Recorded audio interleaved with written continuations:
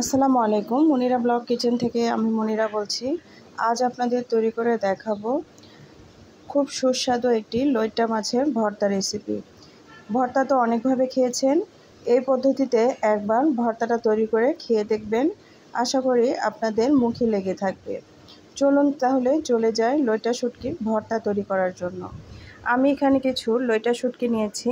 এই লইট্টা শুটকিগুলো ভালো করে টুকরো করে নিয়েছি এবং উপরের যে লেজগুলো থাকে কেটে নিয়েছি। গরম পানিতে ভিজিয়ে রেখেছিলাম, ধুয়ে পরিষ্কার করে রেখে দিলাম। এখন ভর্তা করতে চলে আসলাম। ফ্রাই প্যানের মধ্যে আমি সরিষার তেল নিয়ে ভালো করে ধুয়ে রাখা লইট্টা শুটকিগুলো আমি এখন তেলের মধ্যে দিয়ে ভালো করে ভেজে নেব। লইট্টা শুটকিগুলো এই পর্যায়ে এভাবে অবশ্যই ভালো করে ভেজে নিতে হবে। সঙ্গে দিয়ে দিলাম কিছু রসুনের কোয়া, আর এখানে কিছু আমি দিয়ে দেব কাঁচামরিচের ফালি, বা আপনারা শুকনা মরিচও দিতে পারেন, কাঁচামরিচ বা পাকা মরিচও দিতে পারেন। এই পর্যায়ে দেখুন আমি কিন্তু সুন্দরভাবে এইভাবে লইট্টা শুটকিগুলোকে ভেজে নিব। অবশ্যই ভেজে নিতে হবে। ভেজে নিয়ে আমি যে প্রসেসে আপনাদের দেখাবো এটা কিন্তু সম্পূর্ণই আলাদা প্রসেস। আপনারা হয়তো অনেকেই অনেকভাবে খেয়েছেন, এই প্রসেসে একবার তৈরি করে খেয়ে দেখেন, ভর্তাটা কখনো ভুলতে পারবেন না, বা লইট্টা শুটকির অন্য ভর্তা খেতেই চাইবেন না।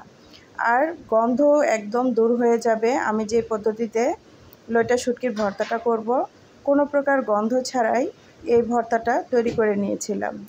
আমি এখন মাছগুলোকে একটু মিডিয়াম আঁচে সুন্দর করে ভেজে উঠিয়ে নিব।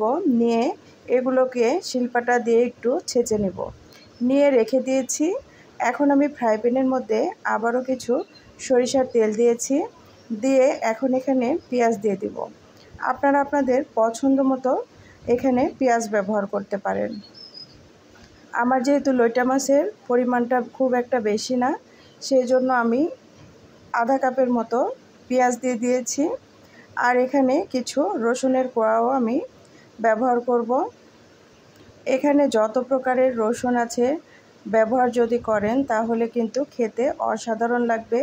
আমি এখানে রসুনের কোয়াগুলো দিয়েছিলাম, সেটা স্কিপ হয়ে গিয়েছে। আর কিছু কাঁচামরিচও ফালি দিয়েছি।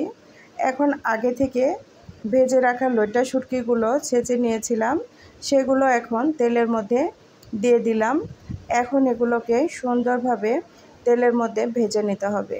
চুলার আঁচটাকে একদমই মিডিয়াম টু লো হিটে রাখতে হবে। হাই হিটে এই ভর্তাটা তৈরি করতে যাবেন না, খেতে কিন্তু একদমই ভালো লাগবে না।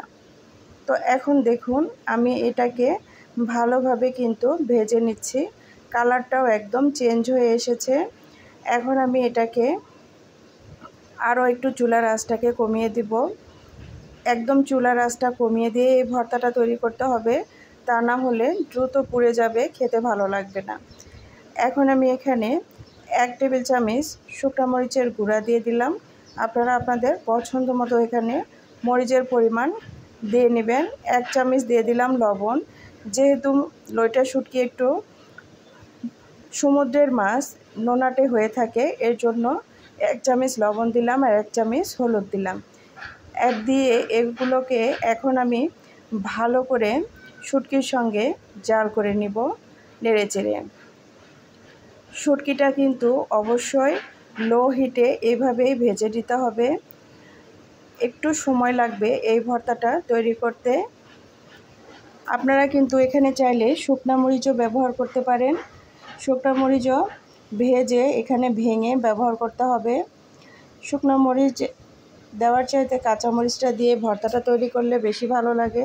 তবে যারা একদমই পছন্দ করেন না কাঁচামরিচ, শুকনো মরিচ দিয়ে দিবেন। তো দেখুন ভর্তাটা কিন্তু আমার অনেকটাই হয়ে এসেছে। কালারটা একদমই চেঞ্জ হয়ে এসেছে, আর খুব একটা মসৃণ ভাব চলে এসেছে ভর্তাতে। এখন আমি ভর্তাতে আরও দুটো উপকরণ ব্যবহার করব। এই দুটো উপকরণ আপনারা অবশ্যই ব্যবহার করার চেষ্টা করবেন, তাহলে ভর্তার টেস্টটা আরও বেড়ে যাবে। আমি এখানে কিছু কাঁচা ধনিয়া পাতা ব্যবহার করব। এই ধনিয়া পাতাটা ব্যবহার করছি আমি নামানোর কিছু সময় আগে।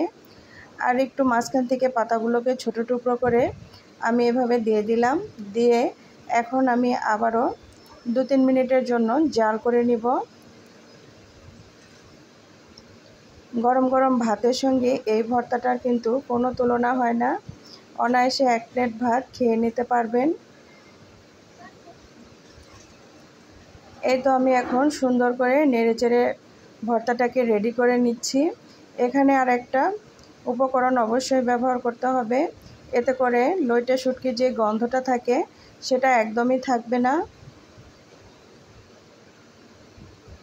আপনারা চাইলে এখানে টমেটো ব্যবহার করতে পারেন, টমেটো দিলেও ভালো লাগবে খেতে।